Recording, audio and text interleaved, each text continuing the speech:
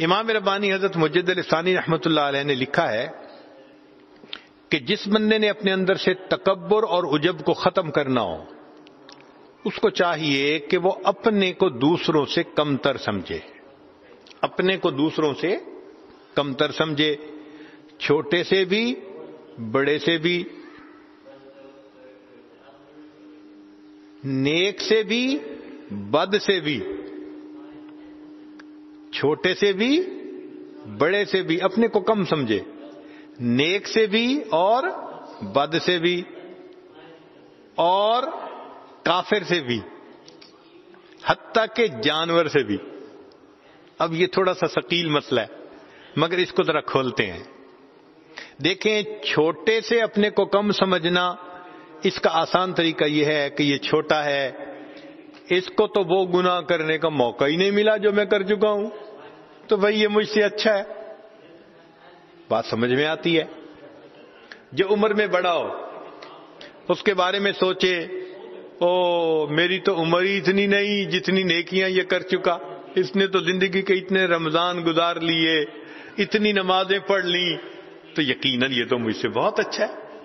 تو چھوٹے اور بڑے کو اپنے سے بہتر سمجھنا یہ ذرا آسان ہے۔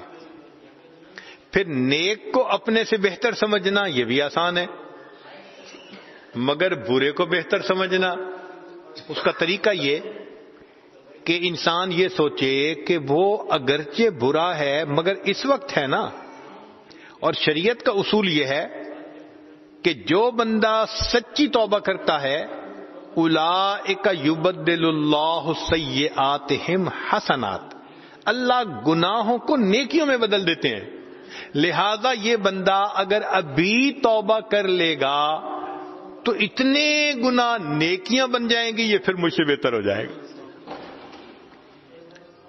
تو نیک کو حالن اپنے سے اعلیٰ سمجھے اور برے کو معالن اپنے سے اعلیٰ سمجھے۔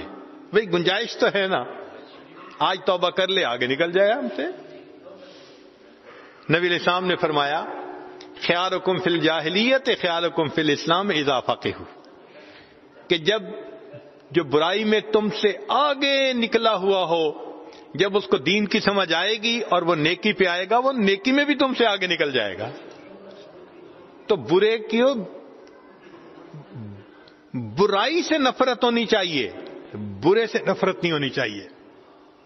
یہ بات ذرا سمجھیے، برائی سے نفرت ہونی چاہیے، برے سے نفرت نہیں ہونی چاہیے۔ اس کی مثال ایسے ہی ہے کہ جیسے ڈاکٹر لوگ ہوتے ہیں، وہ بیماری سے بچتے ہیں، ڈرتے ہیں، گلوز پہنتے ہیں، اپنے آپ کو فوراً وہ کیمیکل چھڑکتے ہیں کہ جس سے ان پر کوئی جراثیم عمل نہ کر سکے، فلاں نہ کر سکے، مگر وہ بیمار سے تو نفرت نہیں نہ کرتے۔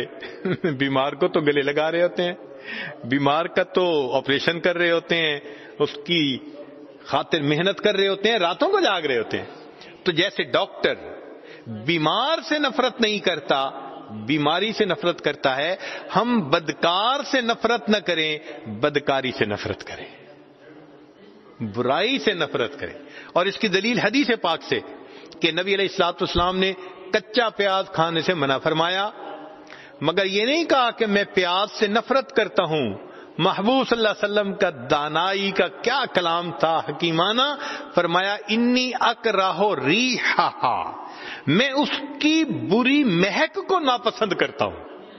اس کا مطلب یہ ہے کہ اگر اسی پیاز کو آپ سرکے میں ڈال دیں اور اس کی بری مہک ختم ہو جائے تو آپ کھا سکتے ہیں، اسی کو آگ پہ پکا لیں اور اگر اس کی مہک ختم ہو جائے تو کھا سکتے ہیں، پھر نفرت کرنے کی کوئی ضرورت نہیں۔ تو نبی علیہ السلام نے پیاز سے نفرت نہیں فرمائی، پیاز کی بو سے نفرت فرمائی۔ تو ہمیں برے سے نفرت نہیں کرنی بلکہ اس کی برائی سے نفرت کرنی ہے۔ اب یہ چار باتیں سمجھ میں آ گئیں۔ چھوٹے کو بھی اپنے سے اچھا سمجھے، بڑے کو بھی اپنے سے اچھا سمجھے، نیک کو بھی اپنے سے اچھا سمجھے اور برے کو بھی اپنے سے اچھا سمجھے۔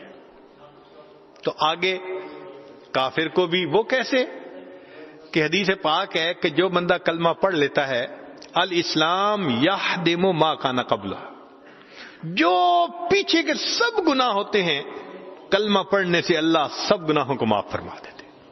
تو بھئی پوٹینشل تو اس میں بھی ہے. وہ آج کلمہ پڑھ لے, اس کے گناہ زیرو, ہمارے سر پہ تو پہاڑوں جیسے گناہ ہے. اس لیے اس کے بارے میں بھی ایک حسن ظن رکھے کہ اللہ کا بندہ ہے, کسی وقت کلمہ پڑھ سکتا ہے. تو یہ بات بھی کچھ سمجھ میں آ گئی. لیکن چوتھی بات سمجھنا کہ جانور اچھے, وہ تو سمجھ میں نہیں آتی. انسان کہتا ہے میں انسان ہوں, اشرف المخلوقات ہوں, جانور کیسے اچھے؟ مگر حضرت مجدد ثانی رحمۃ اللہ نے جو لکھا ہے نا, قرآن نے بھی اس کی تصدیق کر دی. فرمایا کہ جو لوگ غافل ہیں, گناہوں کی زندگی گزارتے ہیں, اولئک کالانعام بل ہم اضل, جانور ہیں, جانوروں سے بھی بدتر ہیں. تو بھئی جانوروں سے بدتر کا نام تو لیا گیا نا. چنانچہ مفسرین نے اس کی تفسیر لکھی ہے. وہ فرماتے ہیں کچھ جانور ایسے ہوتے ہیں جو اپنی ضرورت کی خاطر بھی دوسرے کو نقصان نہیں دیتے. مثلا گائے بھینس بھوکی پیاسی ہوگی تو بیٹھی رہے گی, یہ نہیں کہ بھوک کی وجہ سے دوسرے کو ٹکر مار دے گی, ایسا نہیں کرے گی, بس اپنے اوپر برداشت کرے گی. یہ جانوروں میں سے سب سے بہتر قسم ہے. ایک جانوروں کی دوسری قسم ہے, یہ وہ ہے کہ جو پیٹ بھرا ہو تو کسی کو کچھ نہیں کہتے, اور پیٹ خالی ہو تو پھر دوسرے کو نقصان پہنچاتے ہیں. جیسے درندے, ہم نے دیکھا ایک جگہ شیر بیٹھا ہوا تھا اور صرف 5-10 قدم پر جانور پھر رہے تھے, امپالا اور یہ جانور پھر رہے. تو مجھے بہت حیرت ہوئی. تو میں نے گائیڈ سے پوچھا کہ بھئی شیر کے پاس یہ جانور پھر رہے ہیں.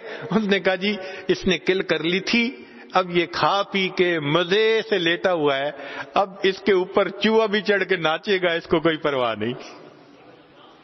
یہ دوسری قسم ہے کہ ضرورت کی خاطر نقصان دیتے ہیں ورنہ نہیں دیتے, پیٹ بھرا ہے تو آرام سے بیٹھے ہیں.